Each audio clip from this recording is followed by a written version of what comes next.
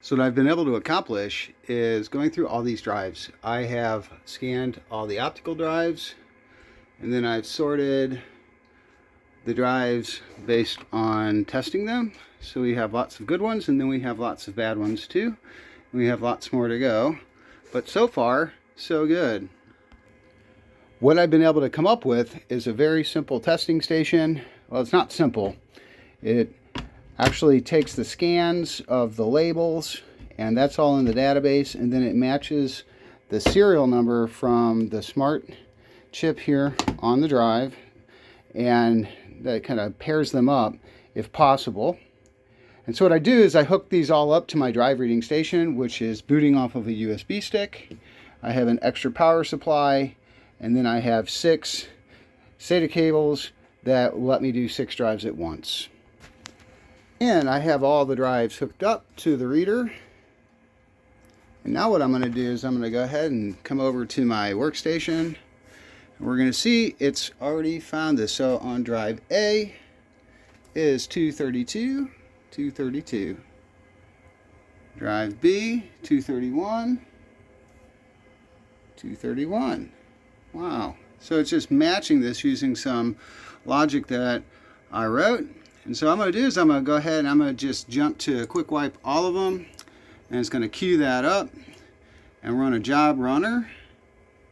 And then what I'm going to do is I'm going to go ahead and queue up the smart test to follow that, because then it'll detect whether or not the partition was made correctly. We're just going to let that run. So you'll notice as I start getting results back, I also have the option here to determine manually if it's dead spins or if it clicks. So that slot B, I can actually hear it. It sounds like it's making noise. So what I'm going to do is I'm just going to go ahead and say that it clicks, because I don't think this drive is good. It's kind of grinding. And now I set clicking on slot B. Okay, so all my testing's done. I did detach that drive that was on slot B because it was just grinding away. So I'm going to sell that for parts to maybe a hard drive recovery lab. So you can see here now that what happened is it says it passed, right? So the smart health will say, sure, that's okay. But actually there's some reallocated sectors and pending reallocation sectors. The disk I/O, that could be with the SATA bus too. I've noticed that when there's a lot of traffic on the bus, we can get I/O error, so it's not really very accurate. But it is something that I like to see. If I go down, I can see that the wipe here, did it work? It looks like it did. And it looks like if I look at my smart test, and it did mount it. So, you know, I guess maybe this drive would be all right, but we can see it's on its way to fail. So we're going to go ahead and classify that as failed and put it in the failed bin.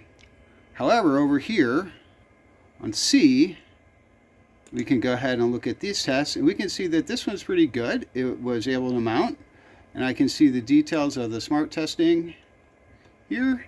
And I can see the full attribute table here. So this way, anybody buying these drives can see what the health tests are. And then, you know, here too. So this gives me another one. So it looks out of these 6, I got 2 working drives that I can sell as working. And then I have other drives that I can organize in a spreadsheet and send to a data recovery lab and see if they want to buy any of them. So I've gone ahead and pulled C and F. And it tells me which bin, the bin 18 Western Digital 2.5s.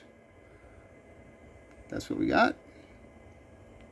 Then up here, just bin 18, I use blue painter's tape for everything because it doesn't leave any residue. It's really easy to take off and move around, unlike printer labels, which I would encounter when I had a computer store. Best Buy loved to put these really sticky, hard to remove labels on everything. I hated it. So we always use painter tape and numbered everything by hand with a Sharpie. So that's my drive station. This is the result. Pretty cool, huh?